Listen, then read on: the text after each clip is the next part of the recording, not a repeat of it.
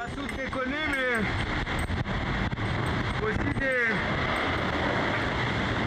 aussi des images de navigation, quoi. Donc on va y aller, on va sortir et puis on va essayer de faire 2-3 images. C'est pas simple hein, parce que ça se court. On a failli en voir un vrac en live. Et la mer elle est mauvaise quoi. Enfin, la houle elle est difficile pour le pilote. Voilà, il fait beau, par contre il y a du vent et la mer est difficile. On va aller dehors. Cette vidéo résume assez bien ce que les skippers vivent tous en ce moment dans les mers du Sud. Le vent, la mer, la vitesse, le danger qui se cache derrière chaque vague, chaque rafale, et l'appréhension de la grosse claque. Beau grain de 40e, ouais, le ciel noir derrière, le vent qui monte, et ça peut être dangereux lorsqu'on a beaucoup de toiles comme maintenant. Alors faut faire gaffe.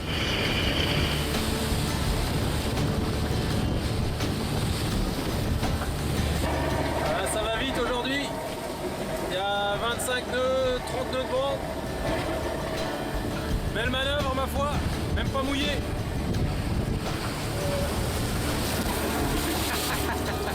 Il suffit que je dise ça pour que ça mouille. Un passage de front dans les mers du Sud.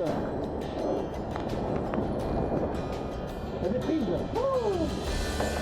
Mais à travers ces images, on ne voit que l'écume de leurs aventures. Quand c'est vraiment dur, ça ne tourne pas. Et cette semaine, il n'y a pas eu beaucoup de vidéos. Pour avoir une idée, il faut écouter Bernard Rubinstein, compagnon de Tabarly, éminent journaliste vélique, qui a aussi navigué en course dans ces mers-là. C'est incroyable ce qu'ils arrivent à faire, quoi. Alors, bien sûr, il y a les distances parcourues, mais je ne sais pas, c'est difficile à raconter. Ils ne le racontent pas toujours. Ils naviguent sous l'eau, quoi. En permanence, ils ont des torrents d'eau qui tombent, qui se déversent dans le cockpit. Le bateau, à l'intérieur, il y a un bruit infernal. Il se déplace, ils vous l'ont raconté, à quatre pattes. Et puis, il faut de temps en temps barrer quand les conditions sont difficiles. Le bateau accélère, ralentit. Vous vous installez dans une machine à laver, vous avez un peu l'impression de ce que les marins ressentent. Et il y a le froid aussi. Plus on descend, plus ça caille. Ça tombe sous le sens. On est dimanche 16 décembre et on est dans les 50e hurlants dans l'hémisphère sud. Voilà, par 51 degrés sud. Et donc il vient très froid, donc pour vous montrer qu'il fait froid, on a même l'huile d'olive qui a gelé. Voilà l'huile d'olive. Elle est devenue toute dure, donc il fait 5-6 degrés à bord du bateau. Les vêtements sont en train de sécher.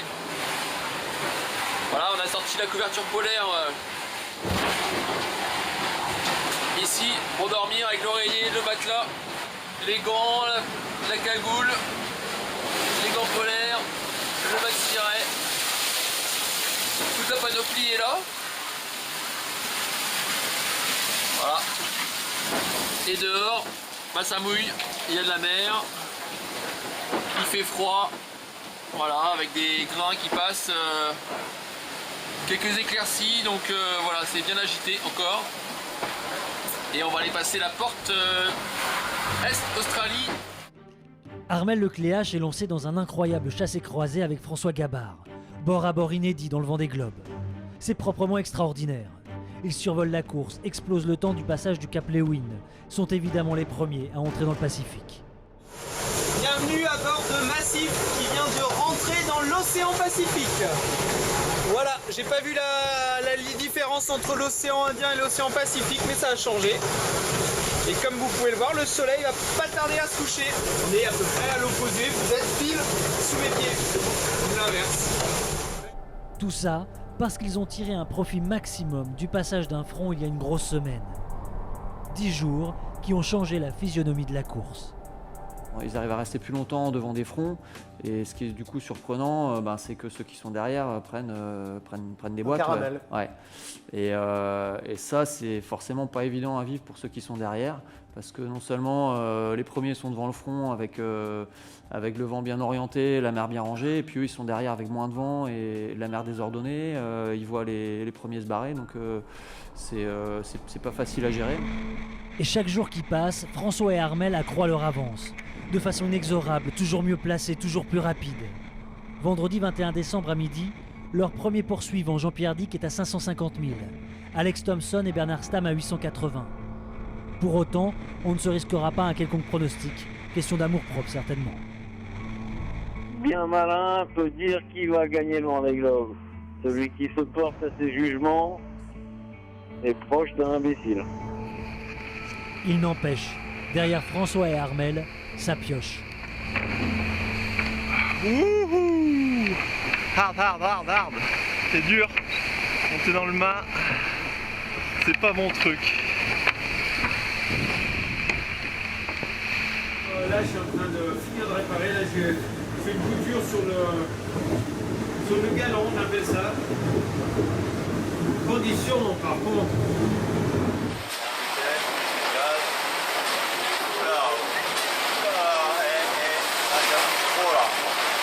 On la refera plus tard, parce que là c'est quand même un peu solide. Suite à la montée dans le mât, waouh, l'entrecuisse hyper douloureux. Manque de sang, 2 heures là-haut, hyper long. Et voilà, mais bon, la réparation est faite, je vais dormir. Ciao. Une lumière du matin. Ah, c'est le matin du... Vous voyez le vent qu'il y avait hier soir, avec la mer qu'il y avait hier soir. Voilà, c'est le matin du lendemain. Voilà. Donc j'étais là, moi, assis sur le siège, comme ça. Et là, on a fait le planté de la mort. Et avec le planté de la mort, ce qui s'est passé, c'est que le bateau s'est arrêté brutalement. Et là, le siège s'est arraché, comme ça. Voilà. Tac. Et je suis parti à l'envers, comme ça. Et clac. Et je me suis retrouvé au fond, coincé par terre. Et là, je suis tombé sur le dos, sur la côte, et le siège s'est arraché, là, on le voit bien. Voilà le comment on va dire, le planté de la mort. Et dans toutes ces vidéos qui traduisent la difficulté, il y en a une a priori anecdotique. Une histoire de lave-vaisselle qui raconte surtout la domination. Je vais vous montrer en avant-première aujourd'hui le lave-vaisselle du bateau massif. En parlant vaisselle, François Gabard montre surtout qu'il a des préoccupations triviales. Hop. Et je vais vous montrer le lave-vaisselle. Rien de tel pour prouver qu'on est facile. Alors, on pose ici, donc j'ai mis en option lavage mode nuit. Rien de tel pour casser le moral des autres. Demain matin, je vous montre le résultat. Et voilà le résultat. Vous pouvez constater, c'est impeccable. Finalement, en parlant vaisselle, c'est comme s'il parlait de lui-même. Avant le départ, il me disait, moi tu sais, je pars pas pour gagner, hein, c'est la première fois. Mais j'ai l'impression qu'il a eu le temps de changer d'avis. Non, il est incroyable ce gars-là. C'est quand même le Benjamin de la course. Hein. Mais alors c'est un gars qui a suivi une filière, les plus belles des filières, puisqu'il a suivi la voile olympique. Et puis il est ingénieur et il a une espèce de rigueur qu'il applique dans la course et qui marche vraiment bien. Parce que là, bon, c'est rien ce qu'il y a entre les deux, entre Armel et François. Bonjour, bienvenue à bord de Massif, ce jeudi 20 décembre. On est pas loin de l'île d'Auckland, là, dans le sud de la Nouvelle-Zélande. Il y a pas mal de vent, entre 30 et 40 à peu près. Toujours une grosse mer qui déferle, c'est pas facile, petits albatros. Et là, juste à notre vent, faut attendre que la vague descende, il y a Banque Populaire. Il est à 20 longueurs. Hein. Depuis 2 heures qu'il est là, j'ai essayé de l'appeler à la VHF, il répond pas, hop là vous le voyez. Ah, c'est lent non? C'est énorme. C'est très grisant en ce moment, donc il y a une super compétition, ils sont deux en tête, ils se tiennent, mais ils n'ont pas le choix, c'est-à-dire que, est-ce qu'ils sont à la limite, est-ce qu'ils sont à combien là? 80%, 90%? Ah non, là je crois qu'ils sont pas loin des 100%. Hein, Ah là, ils sont à 100%. Là. Oui, c'est la leçon qu'ils ont retenue, j'imagine, de Michel Desjoyaux il y a 4 ans, où dans le Sud, il avait vraiment un cran au-dessus de tout le monde. C'est vrai que depuis le début du Vendée Globe, on a tendance à dire, voilà, dans le Sud, il faut naviguer à 75-80%. Et Michel, il y a 4 ans, avait mis un peu le bazar, entre guillemets, dans tout ça. Et on l'avait vu à des vitesses sûrement proches des 100%. Pas tout le temps, mais régulièrement. Et là, la leçon, pour gagner un Vendée Globe aujourd'hui, il faut sans doute naviguer très très proche des 100%. Tanguy de la Motte, lui, n'a jamais eu cette ambition. Mais a priori, il s'en fout. Il y a l'eau qui fume et se shoot au vent. Johnson advance, smoke on the water!